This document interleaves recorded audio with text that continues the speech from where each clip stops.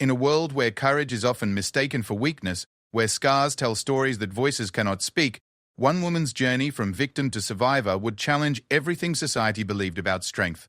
The moment they tore her shirt in that cold, sterile room, expecting to see defeat written across her skin, they discovered something far more powerful than they had bargained for. Even the hardened colonel, a man who had witnessed the worst of humanity, found himself unable to look directly at what lay beneath the fabric, not from disgust, but from a recognition of something sacred. This is not just a story of survival, it is a testament to the indomitable spirit that refuses to be broken, even when the world tries its hardest to shatter it into pieces. Her scar was not just a mark on her skin. It was a map of her journey through hell and back. A silent witness to battles fought in darkness, and ultimately, a symbol of victory that would inspire thousands. What they saw that day would haunt them forever, not because it was horrifying, but because it was beautiful in the most profound way. The beauty of a human spirit that simply refused to die. Sarah Martinez had always believed that strength came in many forms, but she never imagined she would need to discover just how many until the morning everything changed. At 28 years old, she was a social worker in the heart of Chicago, spending her days advocating for children who had no voice and fighting systems that seemed designed to fail the most vulnerable. Her small apartment overlooked a busy street where life moved at a relentless pace, much like her own existence had become. The call came on a Tuesday morning in March, the kind of grey day that made the city feel smaller and more oppressive than usual. Sarah had been reviewing case files when her supervisor knocked on her door with an expression she had never seen before, a mixture of urgency and something that looked almost like fear. The Chicago Police Department needed a social worker immediately for a case involving human trafficking, and specifically, they had requested Sarah because of her experience with trauma victims and her ability to speak Spanish fluently. As Sarah gathered her materials and prepared to leave, she had no idea that this case would fundamentally alter the trajectory of her life. She had handled difficult situations before, had seen the worst of what people could do to each other, but nothing had prepared her for what she was about to encounter. The address they gave her was in an industrial part of the city, a place where warehouses stood like silent sentinels, and the smell of machinery and desperation seemed to hang in the air like a fog that never quite lifted. The police were already there when she arrived, their cars forming a protective barrier around a nondescript building that looked like any other warehouse in the area. Detective Rosa Gutierrez met her at the perimeter, her face grim with the weight of what they had discovered inside. Rosa had been working human trafficking cases for over a decade, and Sarah could see in her eyes the kind of weariness that came from seeing too much darkness in the world. Inside the warehouse, Sarah encountered a scene that would be burned into her memory forever. 17 young women, ranging in age from 16 to 25, had been held captive in conditions that defied human decency.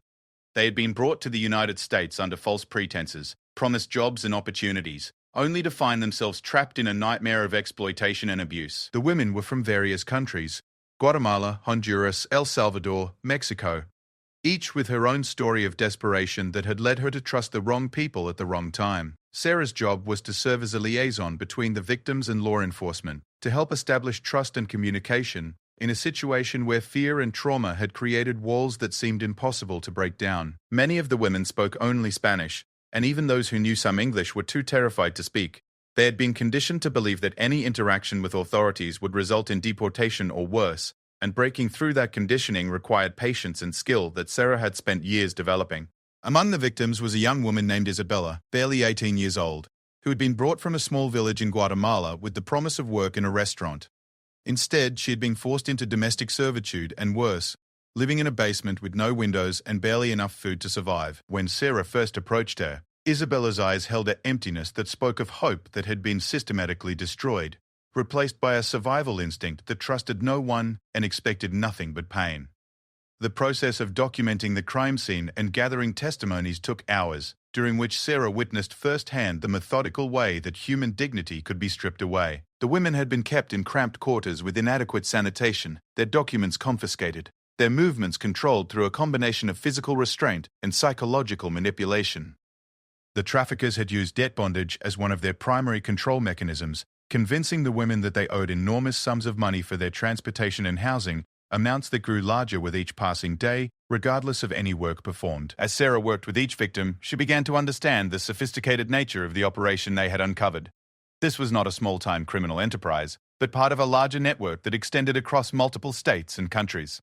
The warehouse was just one node in a complex web of exploitation that generated millions of dollars for the people at the top while destroying the lives of vulnerable individuals who had simply been seeking a better life for themselves and their families. The emotional toll of the day was enormous, but Sarah found strength in the small moments of connection she was able to establish with the victims. When Isabella finally spoke her first words in English, "Help me," Sarah felt a spark of hope that perhaps these women could begin the long journey toward healing and recovery.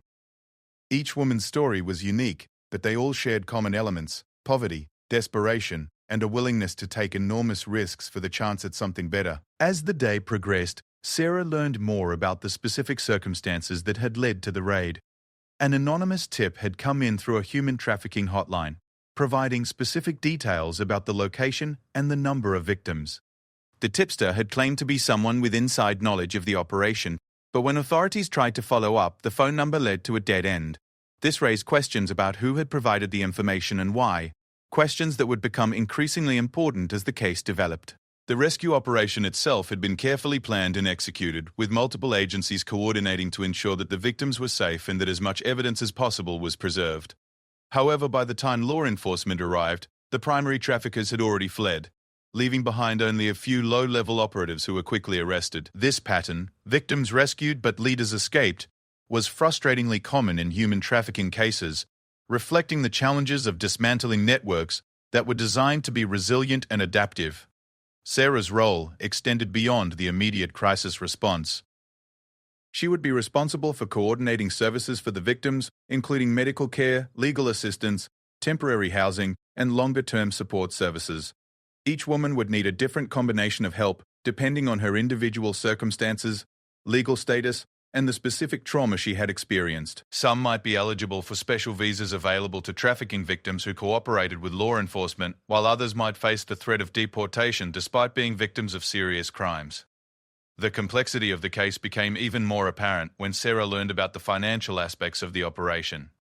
The traffickers had been sophisticated in their money laundering techniques, using a combination of legitimate businesses and cash transactions to hide their profits. They had employed accountants and lawyers who may or may not have been aware of the true nature of the business they were supporting. Unraveling this financial web would require the expertise of specialists in financial crimes, adding another layer to an already complex investigation. As the first day of the case drew to a close, Sarah found herself emotionally and physically exhausted, but also deeply committed to seeing justice done for the women they had rescued. She had seen enough in her career to know that the road ahead would be long and difficult, filled with legal challenges, bureaucratic obstacles, and the ongoing trauma that the victims would need to process. But she had also seen the resilience of the human spirit, the way that people could survive unimaginable circumstances and still find the strength to hope for something better. The drive home that evening was quiet, the city lights blurring past as Sarah processed what she had experienced. She thought about Isabella's words, about the courage it had taken for that young woman to speak up after everything she had endured. She thought about the anonymous tip that had led to the rescue, wondering about the person who had risked their own safety to help strangers. And she thought about her own role in what was to come, knowing that her work was just beginning. That night, Sarah sat in her apartment looking out at the busy street below, watching people go about their normal lives, completely unaware of the suffering that existed just miles away. She understood that most people preferred not to know about things like human trafficking, that it was easier to believe such horrors happened somewhere else, to someone else. But Sarah also knew that ignorance was a luxury that allowed these crimes to continue, and that awareness, however uncomfortable, was the first step toward meaningful change.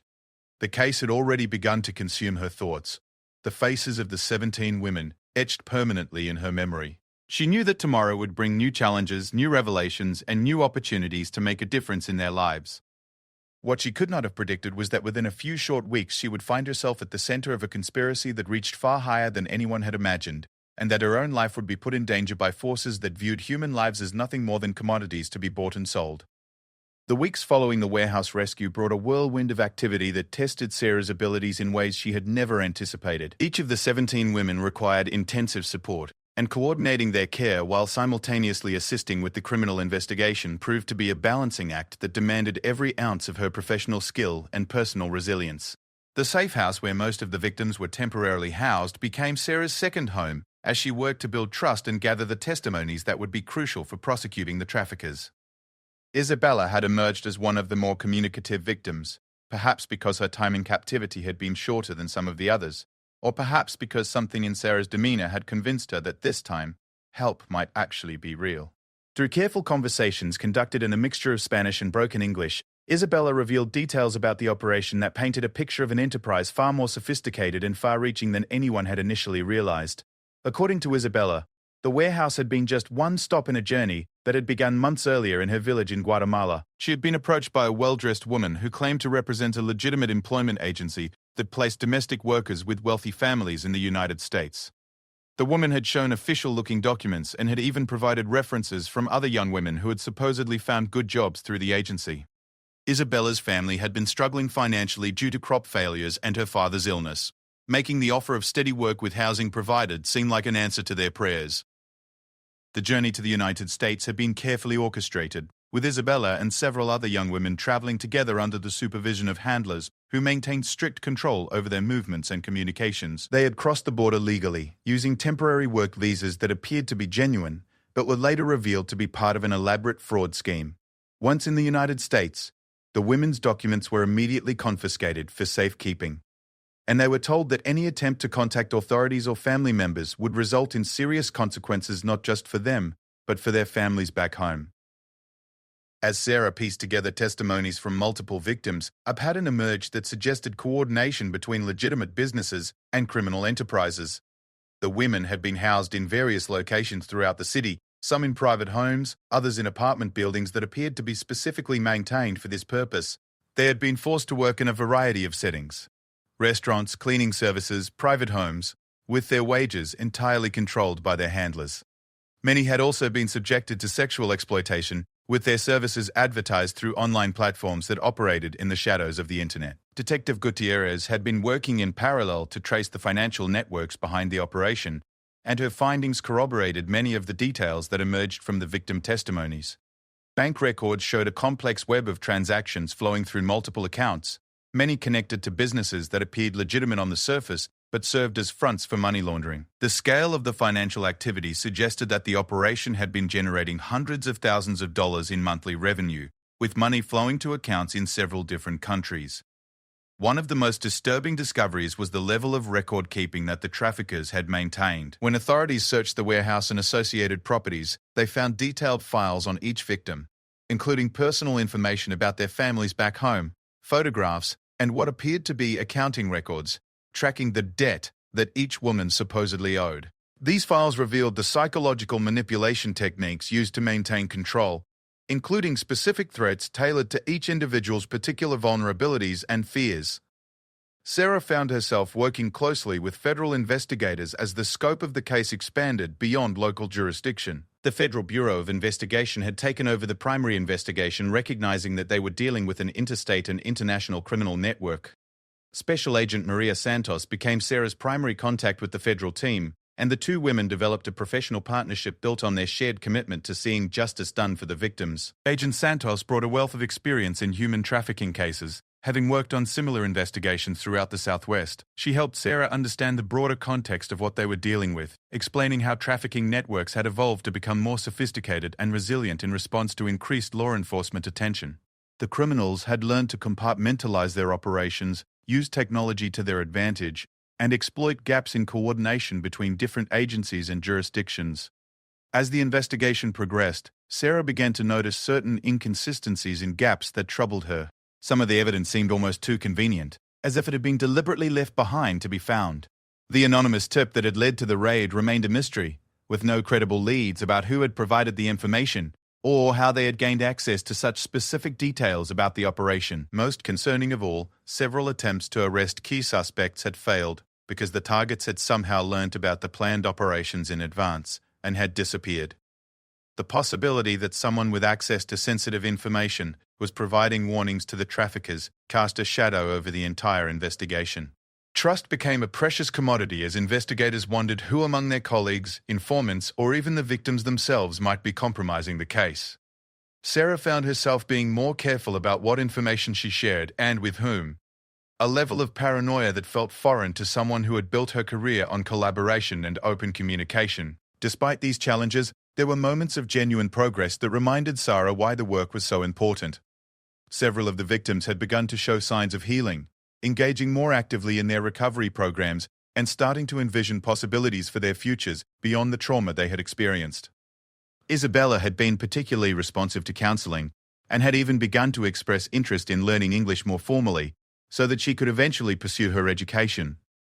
The legal process was moving forward as well, with prosecutors building cases against the suspects who had been arrested and seeking international cooperation to pursue those who had fled to other countries.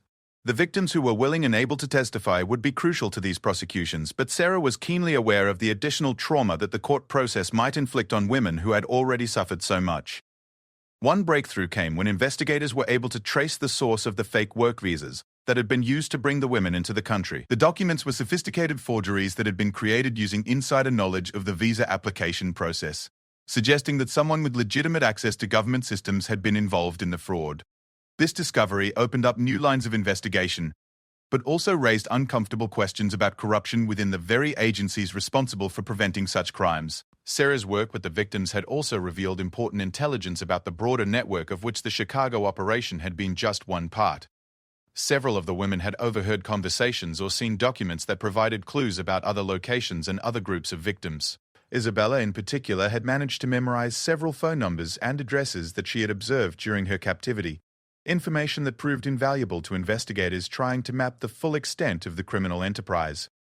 The psychological profiles that emerged from the victim interviews painted a disturbing picture of how traffickers selected and manipulated their targets. They specifically targeted young women from impoverished rural communities who had limited education and few economic opportunities. The recruiters were often women themselves, sometimes former victims, who had been coerced into helping identify and recruit new targets. This use of victims as unwitting accomplices added another layer of tragedy to an already horrific situation.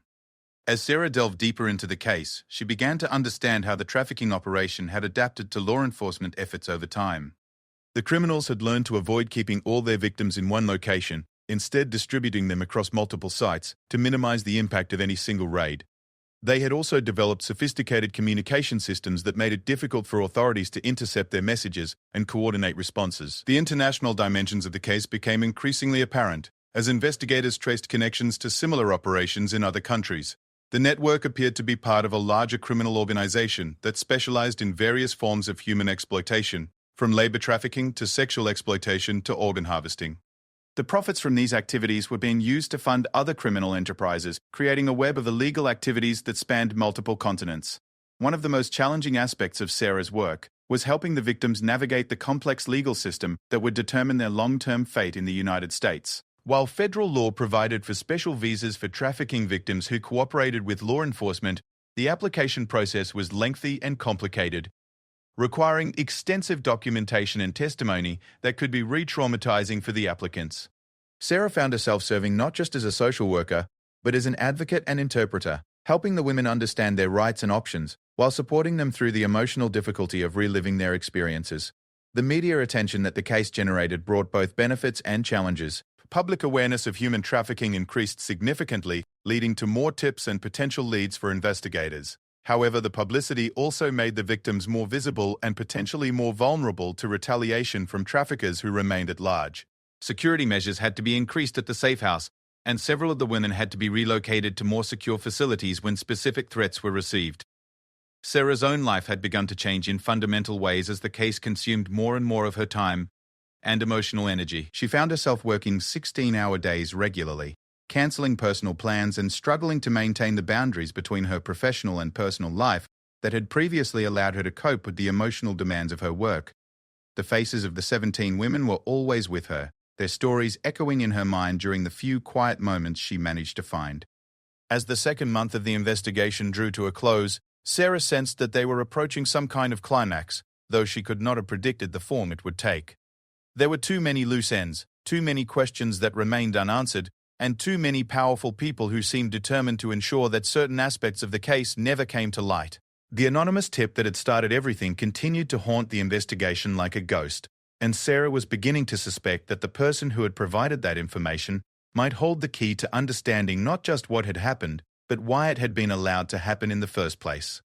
The breakthrough that would change everything came from an unexpected source and at a moment when Sarah was beginning to feel overwhelmed by the complexity of the case.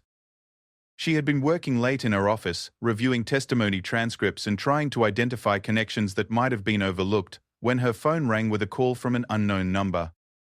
The voice on the other end was female, speaking in accented English and clearly terrified. The caller identified herself only as Maria and claimed to have information about the trafficking case that could not be discussed over the phone.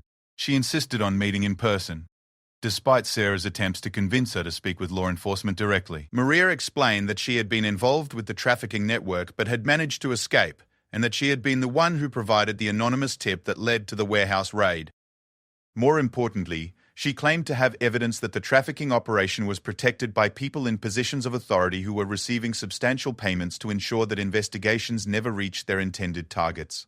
Sarah knew that she should immediately contact Agent Santos and arrange for federal agents to handle the meeting.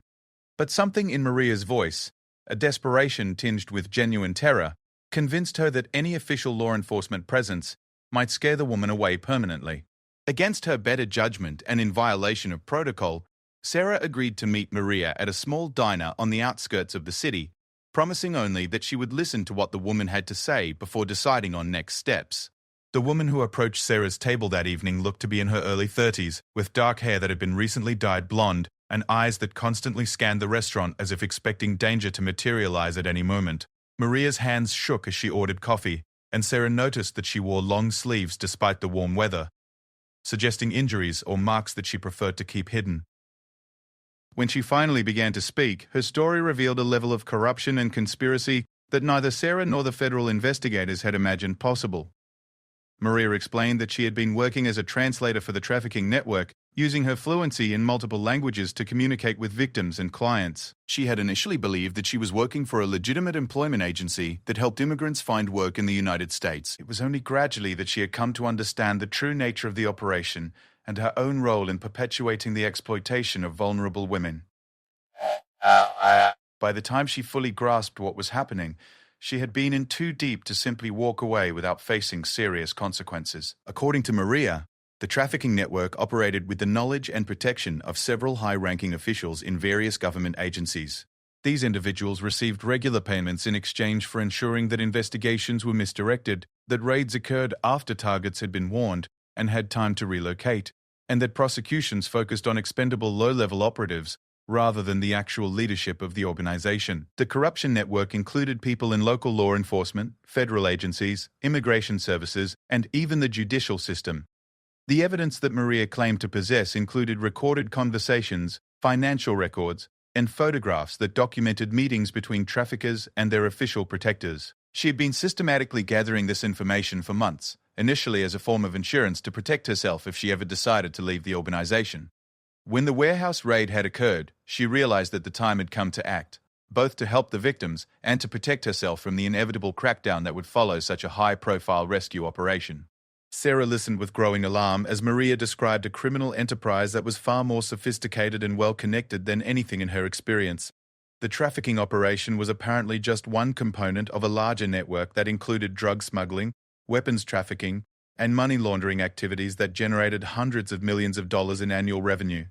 The profits from these activities were used to corrupt officials at all levels of government, creating a protective umbrella that made prosecution extremely difficult and dangerous for anyone who tried to challenge the organization. One of the most shocking revelations was Maria's claim that the warehouse raid had been deliberately allowed to succeed, as a way of eliminating a group of victims who had become problematic for the organization. Several of the women had been talking about escape attempts or had shown signs of planning to contact authorities. Rather than risk exposure, the leadership had decided to sacrifice this particular group, using the raid as a way of appearing cooperative with law enforcement while actually protecting their larger operation and removing potential witnesses. This explanation accounted for several of the inconsistencies that had troubled Sarah throughout the investigation. The convenient placement of evidence, the escape of key suspects, and the almost theatrical nature of the raid all made sense if the entire operation had been orchestrated by people who had advanced knowledge of law enforcement plans. The victims had been genuine victims, but they had also been sacrificial pawns in a larger game that none of them understood. Maria's revelations about the anonymous tip were particularly disturbing. She explained that she had been ordered to provide the information to authorities as part of a plan to discredit certain federal agents who were getting too close to the truth. By arranging for a successful raid that nevertheless failed to capture any significant figures in the organization, the corrupt officials could point to the operation as evidence that the investigation was being handled competently, while actually ensuring that it led nowhere meaningful. As Maria continued her account, Sarah realized that the implications extended far beyond the trafficking case itself. If even a fraction of what Maria claimed was true, then the corruption extended to the highest levels of multiple agencies, making it unclear who could be trusted with the information and what the appropriate response should be. Sarah found herself in the impossible position of possessing information that could be crucial to achieving justice for the trafficking victims, while being unable to determine which officials might be compromised and which ones could be trusted. The decision about how to proceed became even more complicated when Maria revealed that she was not the only person with knowledge of the corruption network. She claimed that there were other insiders who had been gathering evidence but who were afraid to come forward because of the obvious dangers involved. Several potential witnesses had already died under suspicious circumstances, their deaths ruled accidental or suicidal, despite evidence suggesting otherwise. Maria herself had survived 2 apparent murder attempts, which had convinced her that her only hope for survival lay in exposing the entire conspiracy. Sarah spent the next several hours listening to Maria's account and examining the preliminary evidence that she had brought to the meeting. The documents appeared genuine and included bank records showing large cash deposits into accounts belonging to several officials whose names Sarah recognized from her work on the case. There were also photographs that appeared to show meetings between known traffickers and people in law enforcement uniforms, though the images were not clear enough to definitively identify the individuals involved.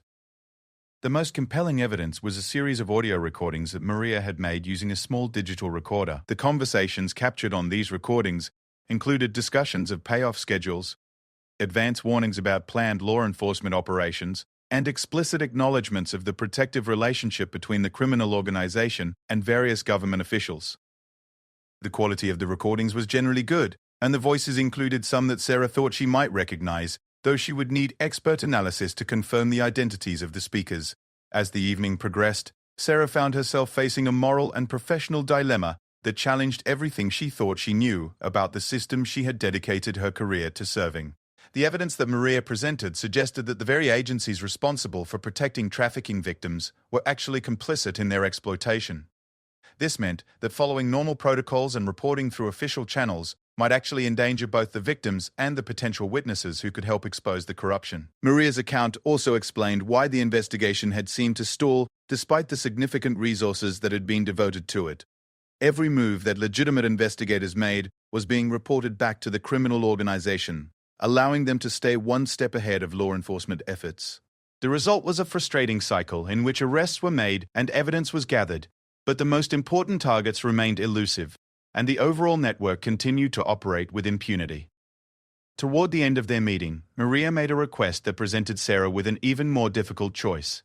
She asked Sarah to help her make contact with a specific federal prosecutor who Maria believed was not compromised, someone who had a reputation for integrity and independence that might make him willing to pursue the corruption charges despite the obvious risks. Maria explained that she was afraid to approach this prosecutor directly because she did not know how to distinguish between legitimate law enforcement officials and those who might be working for the criminal organization.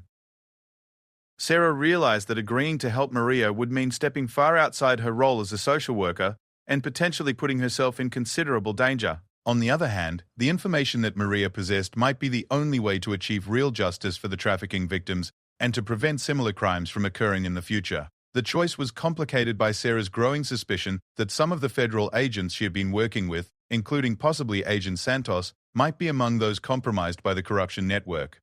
The meeting concluded with Sarah agreeing to consider Maria's request while warning her about the dangers of remaining in the area.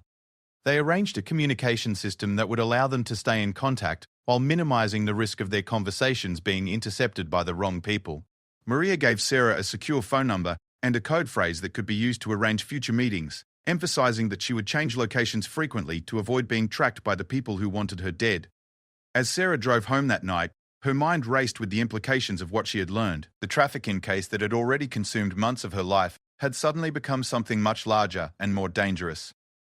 She was no longer just advocating for 17 women who had been exploited. She was potentially holding the key to exposing a corruption network that reached into the highest levels of government. The weight of this responsibility was overwhelming. and Sarah found herself questioning whether she had the courage and the skills necessary to see the matter through to its conclusion. The evidence that Maria had provided would need to be carefully verified before any action could be taken. But even the process of verification would be risky if the wrong people learned what Sarah was doing. She would need to find experts who could authenticate the documents and recordings without alerting the potential targets of the investigation. She would also need to identify law enforcement officials who could be trusted absolutely, a task that seemed almost impossible given the scope of the alleged corruption. Most immediately, Sarah faced the question of whether to inform her current contacts in law enforcement about her meeting with Maria. Agent Santos expected regular updates on any new developments in the case, and Sarah's failure to report this contact would itself be a violation of protocol that could have serious consequences for her career. However, if Agent Santos was among the compromised officials, then sharing this information could result in Maria's death and the destruction of crucial evidence that might never be recovered. Sarah's apartment seemed smaller and less secure than usual as she considered the choices before her. She realized that her involvement in the case had already made her a potential target, especially if the criminal organization learned about her contact with Maria. The comfortable life she had built for herself as a social worker was no longer possible. She had been thrust into a world of corruption and violence that demanded skills and courage she was not sure she possessed. The next decision she made would determine not only her own fate, but potentially the lives of many other people, including the 17 women whose rescue had started this entire dangerous journey. Sarah spent 3 sleepless nights weighing her options before making the decision that would put her on a collision course with forces she had never imagined confronting. She chose to trust her instincts about Agent Santos while simultaneously beginning her own parallel investigation into the corruption allegations. This meant walking a dangerous tightrope, maintaining her official cooperation with the federal task force while secretly working to verify Maria's claims and build a case that could withstand the inevitable attempts to discredit or suppress it. Her first step was to research the federal prosecutor that Maria had mentioned, Assistant United States Attorney David Chen, whose reputation for integrity was well established, but who also had a track record of taking on politically sensitive cases that other prosecutors avoided. Chen had successfully prosecuted several high-profile corruption cases involving local officials, and his office had a specialized unit dedicated to investigating crimes involving public corruption. More importantly, Chen had never been linked to any of the agencies or individuals that appeared in Maria's evidence, suggesting that he might be someone who could be trusted with sensitive information. Sarah's approach to Chen was carefully orchestrated to minimize risk while maximizing the chances that he would take the allegations seriously. She arranged to attend a public lecture that Chen was giving at Northwestern University Law School about federal prosecution of human trafficking cases. After the presentation, she approached him with questions about hypothetical corruption scenarios, gradually building toward a request for a private meeting to discuss information relevant to an ongoing case. Chen's responses suggested both competence and integrity, and he agreed to meet with Sarah in his office the following week. Meanwhile, Sarah continued her official work with the trafficking victims, while carefully observing the behavior of the law enforcement officials involved in the case. She began to notice patterns that seemed to support Maria's allegations about inside information being leaked to the criminal organization. Planned arrests consistently failed to capture their targets. Search warrants were executed at locations that had been mysteriously cleared of evidence, and witnesses who had agreed to testify began withdrawing their cooperation after reporting visits from unidentified officials who warned them about the dangers of involvement. The most troubling incident occurred when Isabella, who had been scheduled to provide detailed testimony about the trafficking network's operations, suddenly became terrified and refused to speak with anyone connected to the investigation.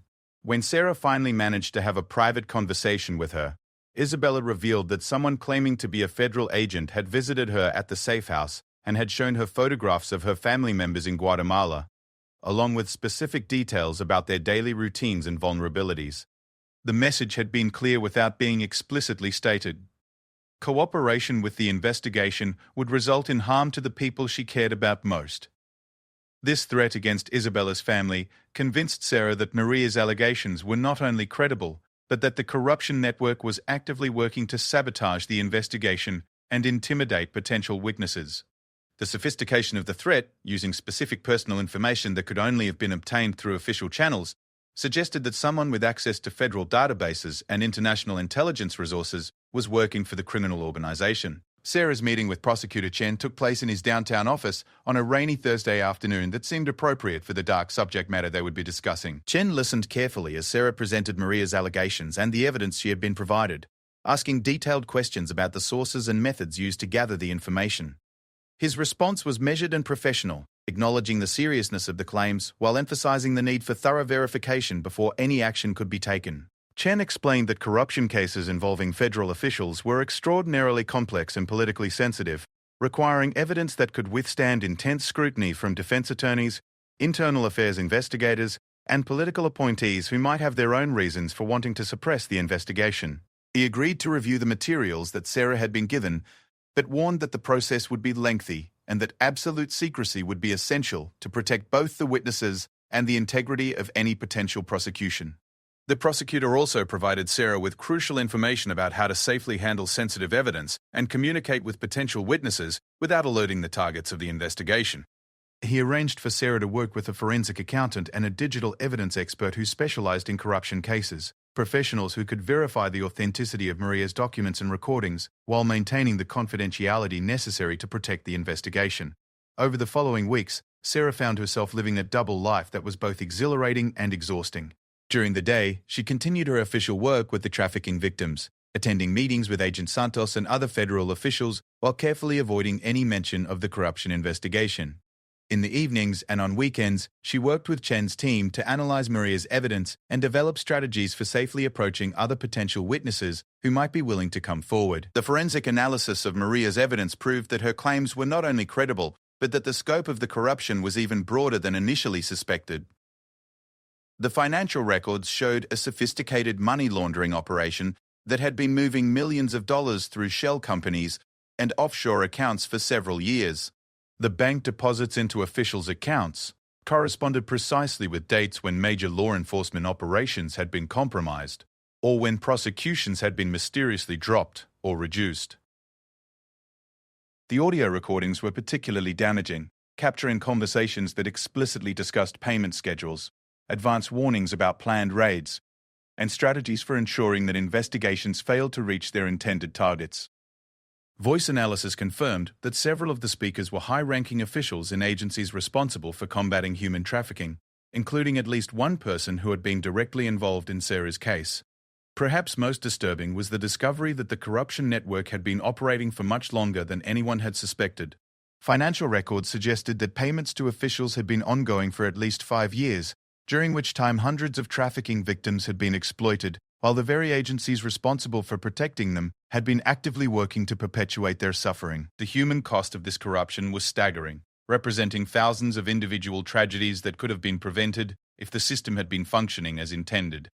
As the evidence mounted, Sarah began to understand why Maria had been so terrified and why other potential witnesses had been reluctant to come forward. The corruption network had demonstrated a willingness to use violence against anyone who threatened their operation, including the murder of at least 3 people who had attempted to expose their activities. These deaths had been carefully arranged to appear accidental or suicidal, but the pattern was clear to anyone who understood what to look for. The investigation took a dangerous turn when Maria failed to appear for a scheduled meeting with Sarah and Chen's team. Attempts to reach her through the communication system they had established were unsuccessful, and inquiries at locations where she had been staying yielded no information about her whereabouts. The possibility that Maria had been discovered and eliminated by the corruption network cast a shadow over the entire investigation and highlighted the personal risks that everyone involved was facing.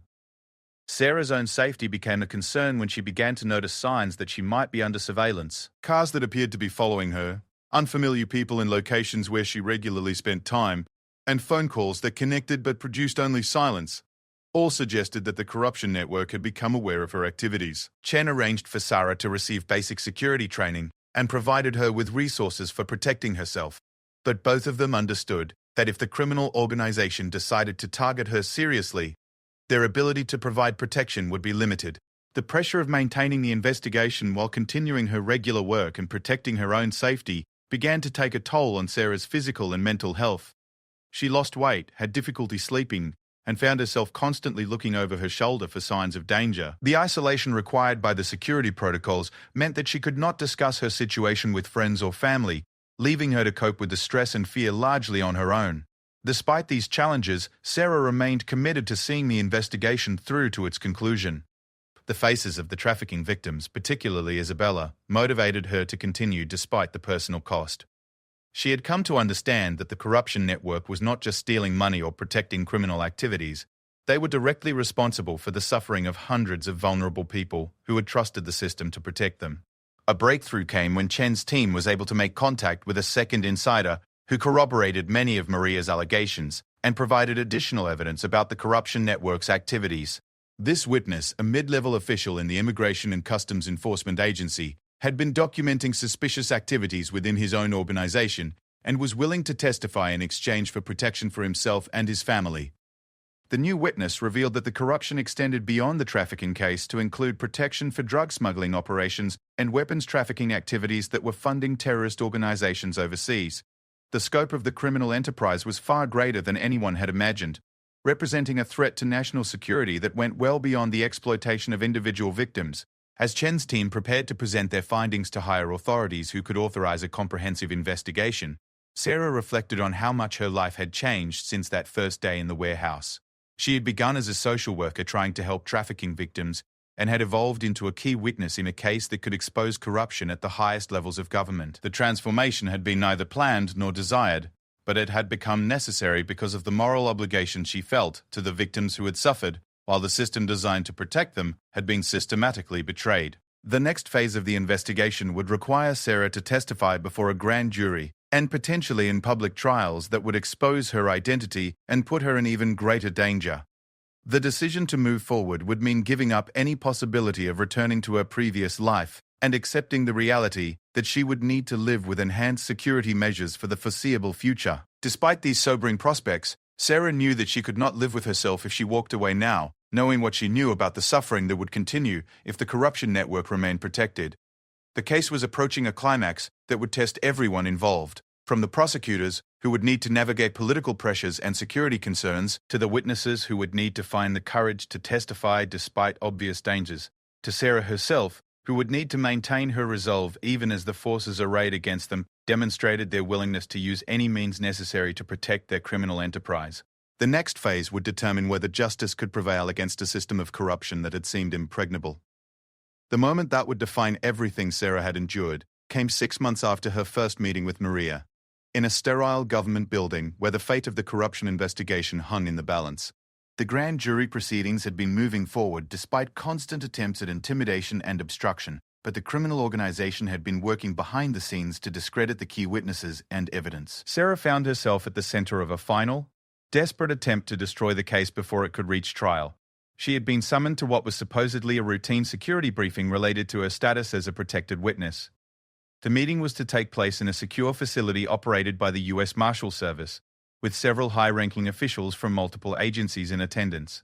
Chen had advised her to be cautious but had agreed that her participation was necessary to maintain the cooperation between agencies that would be crucial for the success of any prosecution. The facility where the meeting was held looked like countless other government buildings, with concrete walls, fluorescent lighting, and the kind of institutional atmosphere that seemed designed to drain personality and warmth from any human interaction. Sarah was escorted through multiple security checkpoints by marshals who seemed professional and competent, though she noticed that none of them made eye contact or engaged in the casual conversation that she had come to expect from law enforcement officers she had worked with previously. The conference room where the meeting was to take place contained a long table surrounded by chairs that faced a wall-mounted monitor and a small podium.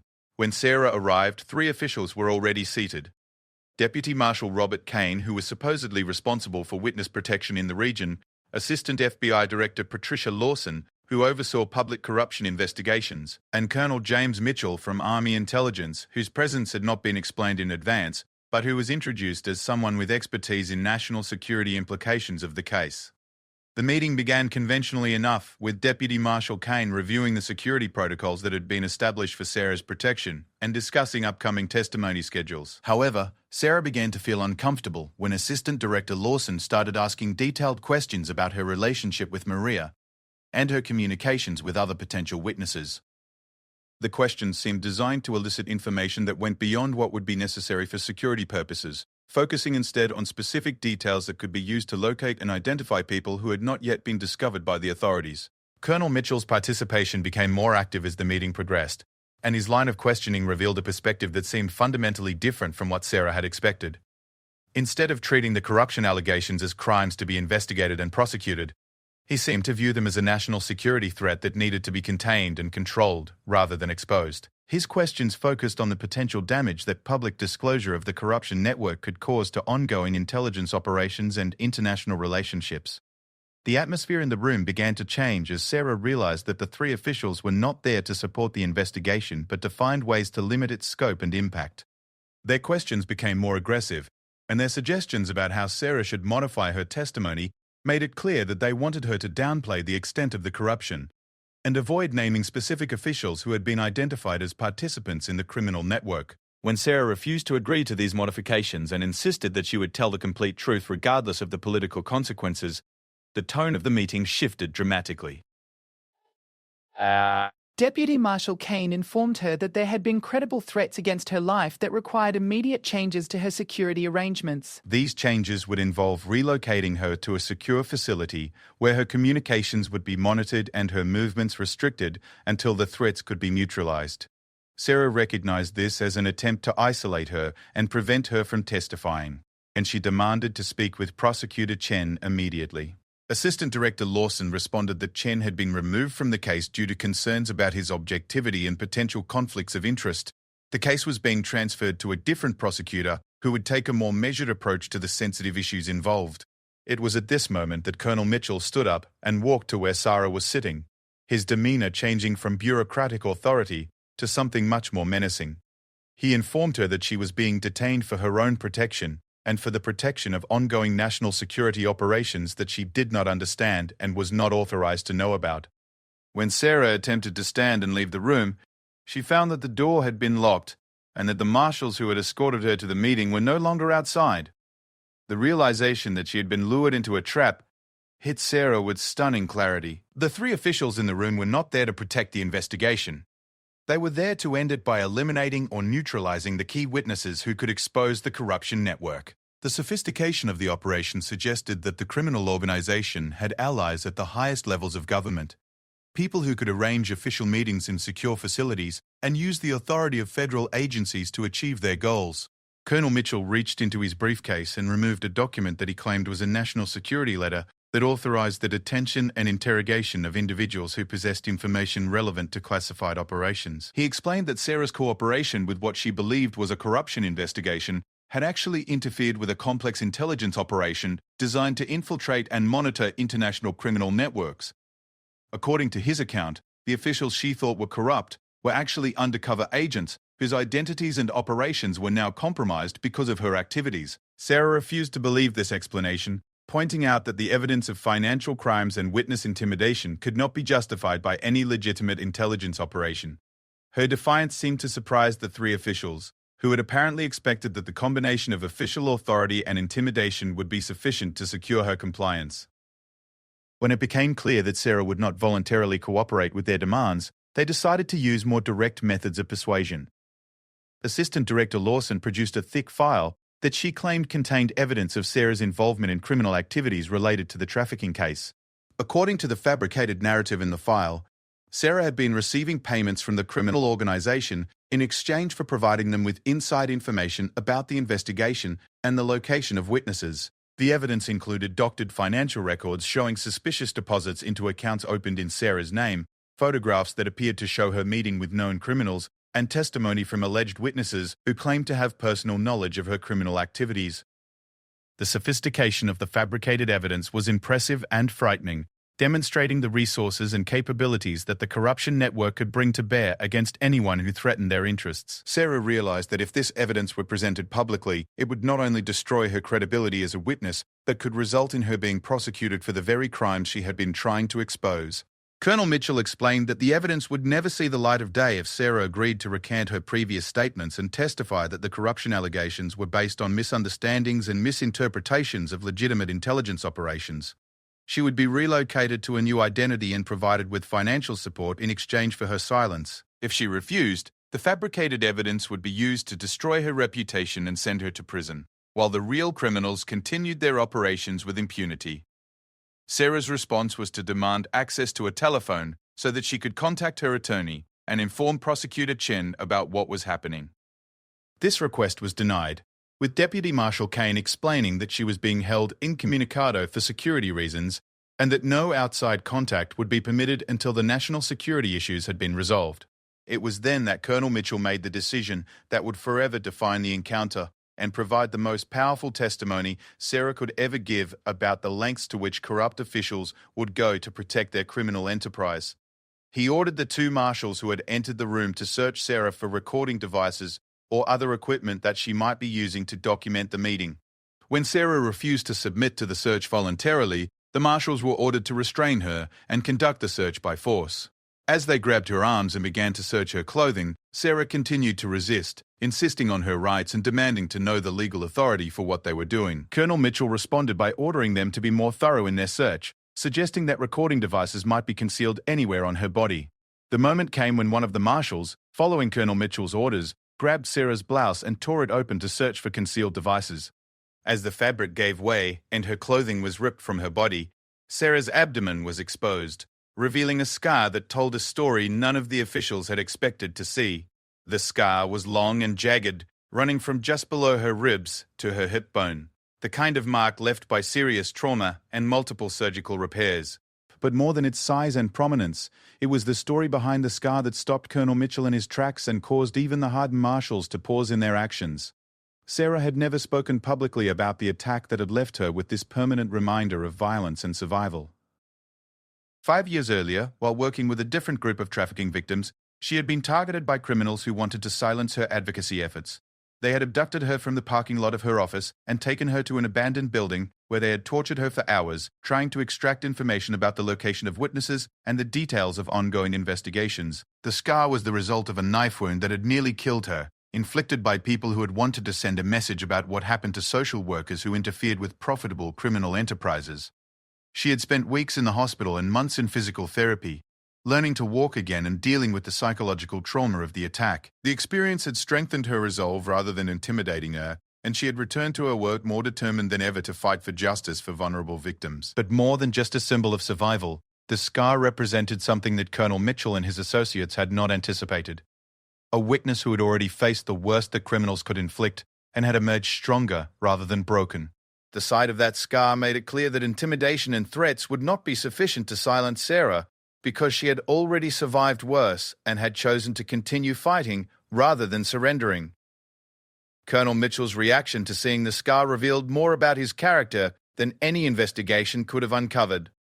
Even he, despite his involvement in a conspiracy that had caused suffering to hundreds of victims, found himself unable to look directly at the evidence of what his criminal associates were capable of inflicting on innocent people. His momentary hesitation and visible discomfort suggested that somewhere beneath the corruption and criminality, he retained enough humanity to be disturbed by the consequences of his actions.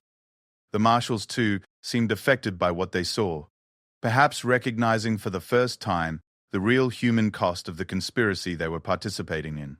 The woman they had been ordered to intimidate and silence was not just an inconvenient witness. She was someone who had already paid a terrible price for her commitment to justice and who bore the permanent marks of that sacrifice on her body. In that moment of stunned silence, as Colonel Mitchell looked away and the marshals released their grip on her arms, Sarah found her voice and spoke the words that would become the most important testimony in the entire case. She told them exactly what the scar represented, how she had acquired it, and what it meant about her willingness to continue fighting regardless of what they threatened to do to her. She explained that the people who had given her that scar were now in prison, convicted based on evidence that she had helped gather despite their attempts to silence her. She pointed out that the current situation was just another version of the same pattern. Criminals with power trying to silence witnesses who could expose their crimes. And she made it clear that just as she had survived the first attack and seen justice done, she would survive this encounter and continue her testimony regardless of the consequences. The power dynamics in the room shifted dramatically as Sarah's words sank in. Colonel Mitchell and his associates had expected to intimidate a frightened social worker into compliance, but instead they found themselves facing a survivor who had already proven her willingness to endure terrible consequences in pursuit of justice. The scar that they had exposed became a symbol not of vulnerability but of strength, not of victimhood but of resilience. Sarah's demand to be released and allowed to contact her attorney took on new authority as she made it clear that she understood exactly what was happening and would not be intimidated into silence. She pointed out that their actions constituted kidnapping and conspiracy. federal crimes that would be prosecuted to the full extent of the law when the corruption network was finally exposed. The encounter ended with Colonel Mitchell's reluctant decision to release Sarah, though not before making threats about what would happen if she spoke about the meeting or continued with her testimony. As she was escorted from the building, Sarah knew that she had crossed a line from which there could be no return, but she also knew that the sight of her scar had revealed something important about the character and commitment of the people fighting for justice. The story of what happened in that room, including the moment when they tore her shirt and exposed the scar that told the story of her previous sacrifice for justice, would become central to the prosecution's case against the corruption network. It demonstrated not only the lengths to which corrupt officials would go to protect their criminal enterprise, but also the courage and determination of the witnesses who were willing to risk everything to expose the truth. The scar that had been meant to silence Sarah became instead the most powerful symbol of resistance against corruption and injustice. It represented not just her own survival, but the survival of the principles of justice and truth that the criminal organization had tried to destroy. In the end, it was not the threats or intimidation that would be remembered, but the courage of someone who had already paid the highest price for justice and was willing to pay it again if necessary.